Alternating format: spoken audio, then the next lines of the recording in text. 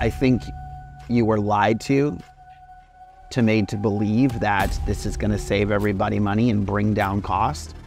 Because for some people, it probably just brought up the cost of homeownership. The real estate industry has officially changed. Some people are pissed. Some people are happy. Some people are very misinformed. Some people are like, I have no idea what you're talking about. And others are like, I hate real estate agents. Y'all are just overpaid door openers. I digress. Either way, what am I talking about? And what does this mean for you as a consumer? Because I've gotten a lot of questions about this, to be 100% honest. And I want to give some clarification about where we were, where we're at, and where we could possibly going. So that way you understand as you're trying to navigate this new world with us. So let me go back in time before we talk about the lawsuit, right? Because the NAR lawsuit is obviously the big topic of conversation where everything's changing, but we got to go backwards before we get there.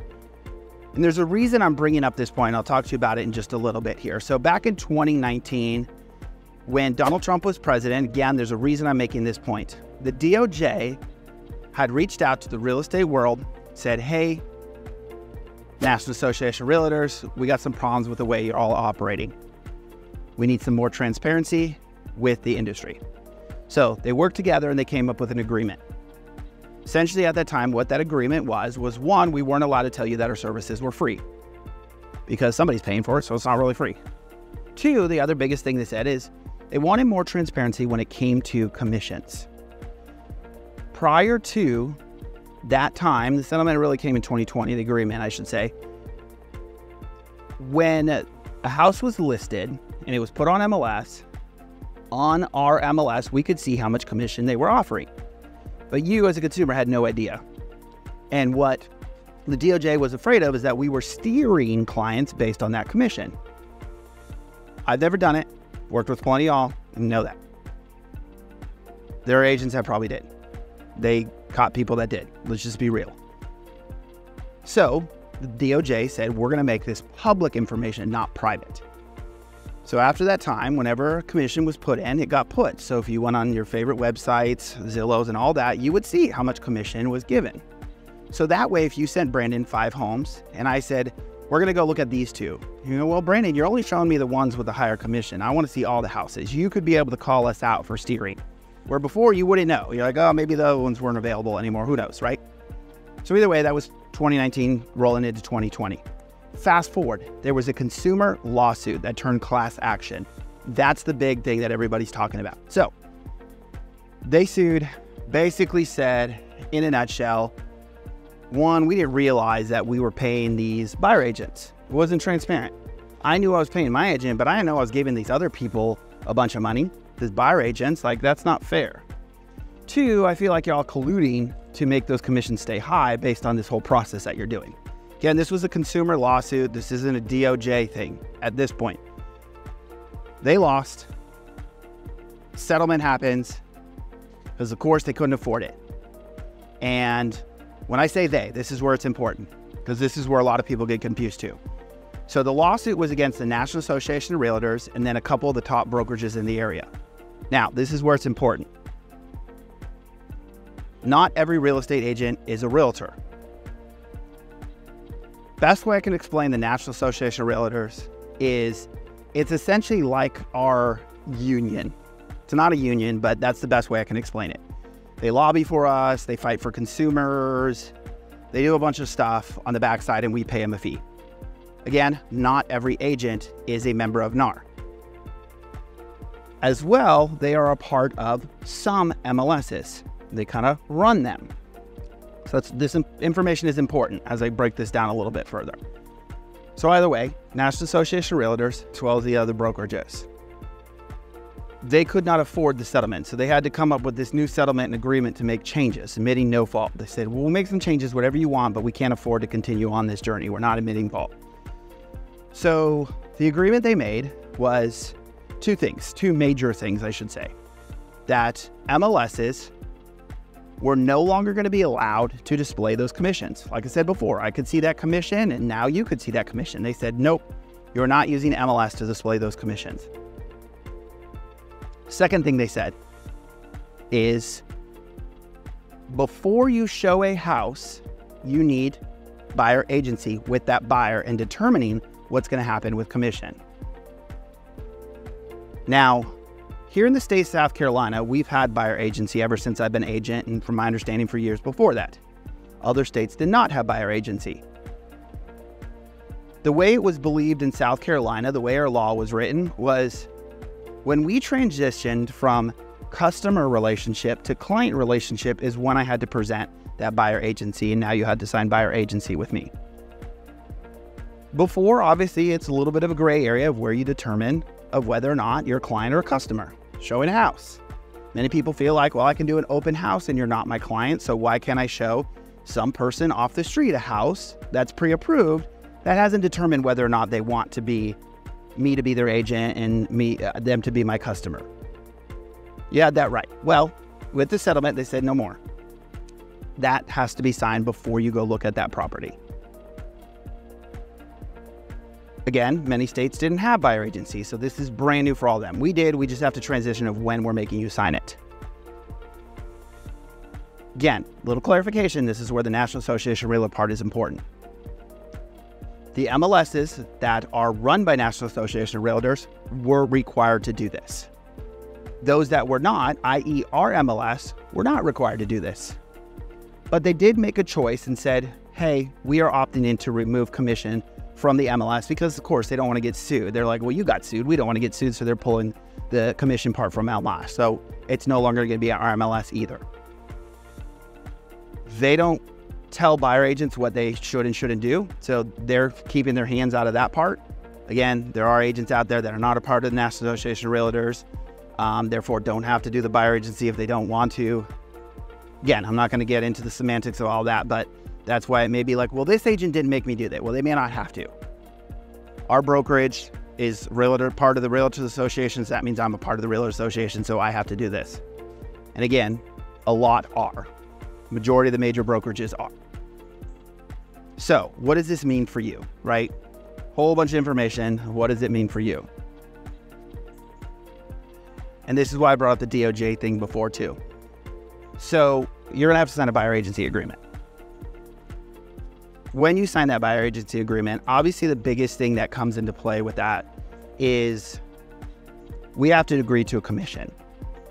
Because now, when we go look at this house, I'm not gonna know what that commission is, and you're not gonna know what that commission is. I can call the agent and say, hey, agent, are you offering a commission on this property? And that agent can say yes, no, or it's negotiable. Okay? Now remember, DOJ didn't want us to steer. So if you call me and say, Brandon, I want to work with you, but don't take me to those houses that they're not paying commission, I'm not allowed to do that legally. The DOJ says we cannot steer. So I have to present every single house to you. Now, of course, if we go to this house and you want to write an offer and they're saying we're not paying commission, you say, Brandon, I can't afford it, we're going to skip that one. That is entirely your right, but I can't steer you to houses that only have commission. So people have asked me before, Brandon, just take me to houses that look, trust me. First thing I always say is, are you a Fed? Because if the Feds were trying to challenge me, the first thing they would say is, trust me. Either way, I can't steer you to houses that are paying commission. So that's why that buyer agency has to be signed, because we have to decide, how is this going to play out? There are options with this. Every brokerage in every state is going to have different agreements, but these are the options we've seen out there. First and foremost, that number has to be decided before you go and look at a house. It cannot be determined based on the commission offered or not offered at that house. It can be either a dollar amount or a percentage amount agreed between them. First, the buyer can say, I'll pay it. That way it doesn't matter what house we look at. Two, buyer's going to pay the difference. Essentially, if our agreement says a certain percentage and they're not paying that, you'll pay the difference between that percentage. Third option we've seen out there, retainers. You can have a retainer fee with your buyer. Again, there's a lot of options that you may see out there, but these are the main ones that we have seen. And just for clarification, we as real estate agents cannot steer based on commission. So you cannot tell the buyer agent, don't take me to these houses, only take me to the houses that offer this percentage. We must present all houses, and at the time of making an offer, you can make that decision. And I wanted to pause real quick and bring something up that's really important, because I know I can get super passionate when I'm going on my tangents about this, because I am very passionate about what I do and the things I talk about. But in the end of the day, there's a strong possibility that sellers continue to pay commissions, and it doesn't cost you anything out of pocket or cost you minimal. Many new construction builders have said already, we're going to continue to pay commissions. So this might be a whole lot of hoopla about nothing. I understand that. But the tricky part is we don't know that, and there's people already commenting online saying, I'm not paying commissions. So that is the tricky part where we stand right now is I don't have that answers. You don't have that answers, and we're not going to know that until you say, I like that house, Brandon, let's go find out. Let me continue on though. So let's go back to the DOJ. Because of course people are like, well, I know what I'm going to decide. I know what I'm going to sign. The new administration's DOJ stepped in and said, hey, I understand that you all came to an agreement earlier with the last administration. And this isn't a political thing. This is just the truth of what happened. And they said, I know you came to an agreement with the last administration's DOJ, but we're not okay with that agreement. We want to reopen this and we want to make some changes. And of course, NAR and all this fought back and said, no, we've already settled this. Like, stop trying to redo things. Went to the higher courts. The higher court said, they can do that. DOJ can do what they want. So DOJ reopened the case. The DOJ has said for a long time, their ultimate goal, whether they achieve it or not, undetermined. There's a lot of things that can change in this. Ultimate goal is that the sellers are not going to be paying a commission to buyer agents at all. They don't want it as an option because what they believe is because they have a choice, they're going to have to choose to pay a commission because buyers ultimately are going to choose the houses that offer commission. So therefore, the system is built to inflate commissions because they feel like they have to. So they want to alleviate that or any sense of that. And I want to make a slight clarification on that because if you read into more, it does say buyer broker compensation. Now, what does that mean? And I'm going to talk about this a little bit more, but this is really important. So buyer broker compensation is when we go to list a house, when you and I meet, there's a predetermined amount that we decide. Part of that is going to the buyer's agent, part of that is coming to me, the listing agent. So it's split. That is what assumably they are wanting to actually get rid of, is that. They would rather have it negotiated with the seller directly at the time of the offer. And so this is back where buyer agency, and I'll talk about how this happens in just a little bit, but this is where buyer agency comes into play because we need to predetermine what amount I'm going to be asking that agent or that seller for when we go make that offer. And so we can't legally, they have said, determine it at the house. We can't walk to the house and say, well, what are they offering? They want us to actually predetermine, you and me together, what I'm going to be asking for. And then we present that to the seller and say, this is what I'm asking for. And then based on what we signed in our buyer agency is going to determine whether they're going to pay the full amount or we're going to split that or however it's handled. Now, that hasn't happened today, so don't get ahead of me on this one, but that's a possibility of the future. As of today, there are choices in this matter. Now, this is where a lot of things got blown out of proportion and there's a lot of misinformation out there because a lot of people said, well, that means commissions can now go to zero. Well, to be 100% honest, prior to, it wasn't even today, this happened probably earlier in the year when the settlement stuff all started. Some states it happened probably a year and a half ago. But let's just pretend like it was today. Prior to, the lowest commission you could offer in MLS to be in MLS is $1. That's right. If you brought me over and said, Brandon, I only want to offer $1, you could do that. Now it's zero. So it really changed by $1 to be 100% honest. So it did not change in this massive regard that everyone said. However, what has changed across the country, and again, I'm here in South Carolina, and ever since I've been a real estate agent in South Carolina, our listing agreements, if I came over to list your house, it spells everything out pretty clearly, in my opinion. It says, you're going to pay this much. This much is going to Brandon. This much is going to the buyer's agent. And you sign with that numbers on there. Again, if you wanted $1, you could put $1. That number's varied. I know a lot of people saying out there, well, there's a standard. That's the problem. There's been a standard. I've been in real estate since 2018, and I have seen a variety of different commissions, especially during 21 and 22, right? When things were crazy and there were multiple offers, we saw some dollar commissions out there. I've seen it all. I've seen high, I've seen low. There's never been a set number. Sure, there's an industry average, which is legal. You look into the legality of this and you're allowed to have an industry average, right? Gas stations around have an average price. They're not colluding at a certain price. There's just an average cost for services. And so yes, there was an average, but there was not a standard.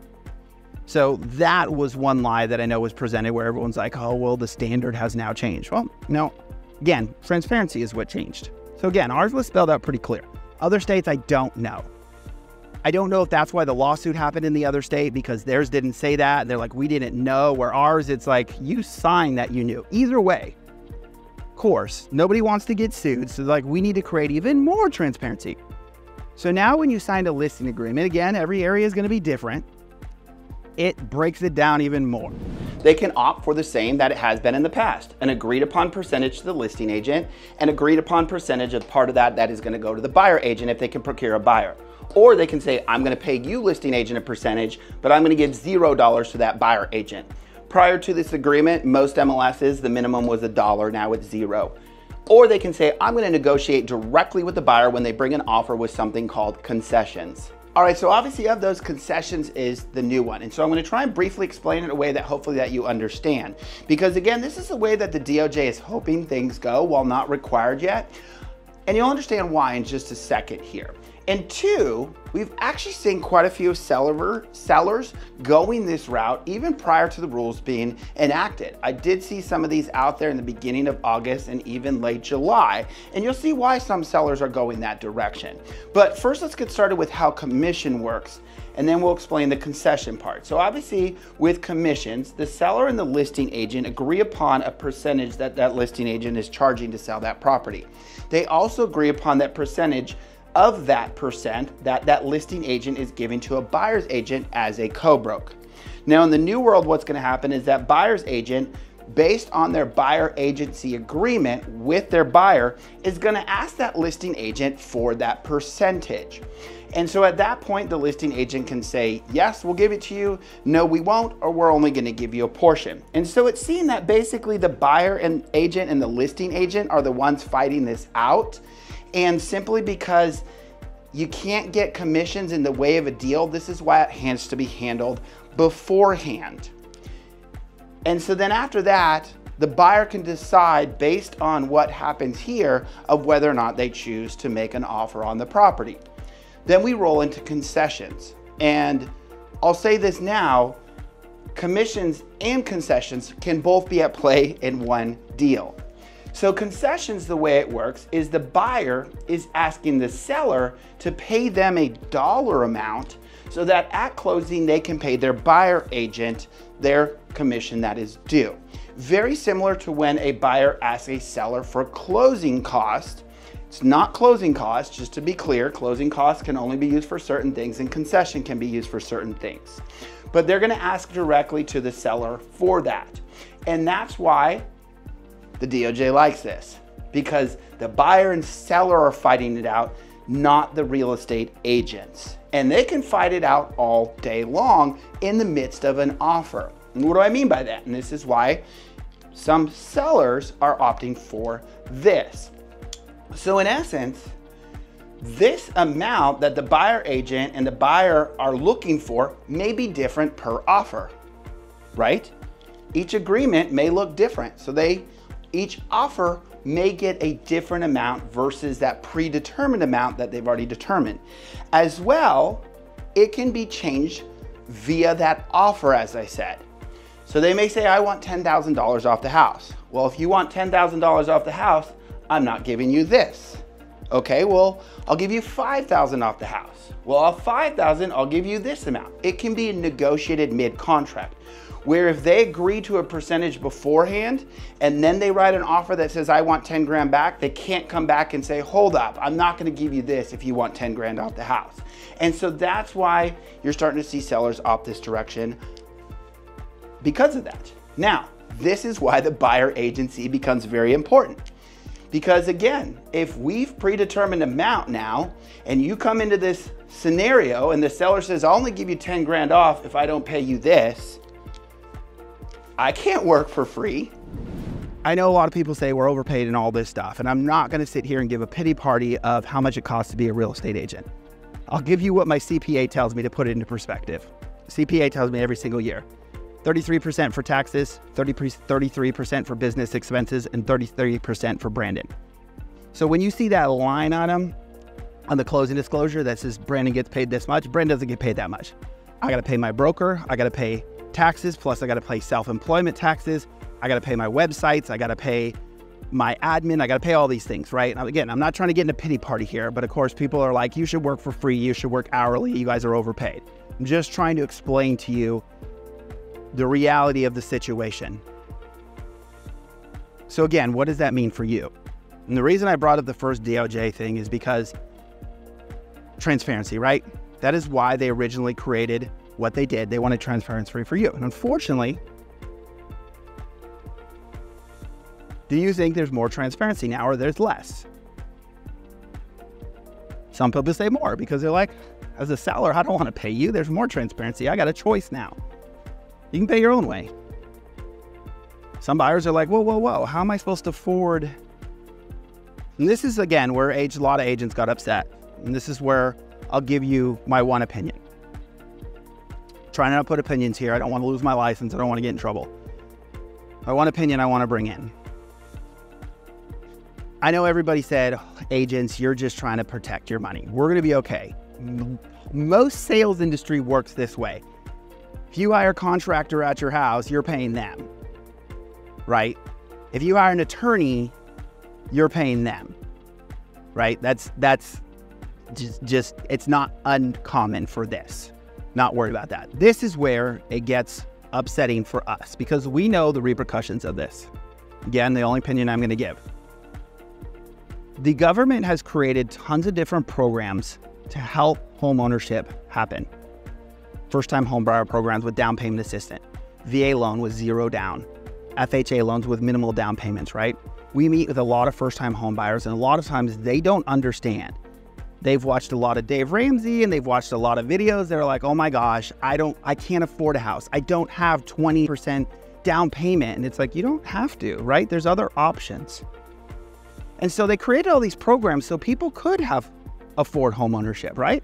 I was one of them. Our first house, we used an FHA loan. We didn't have 20% down.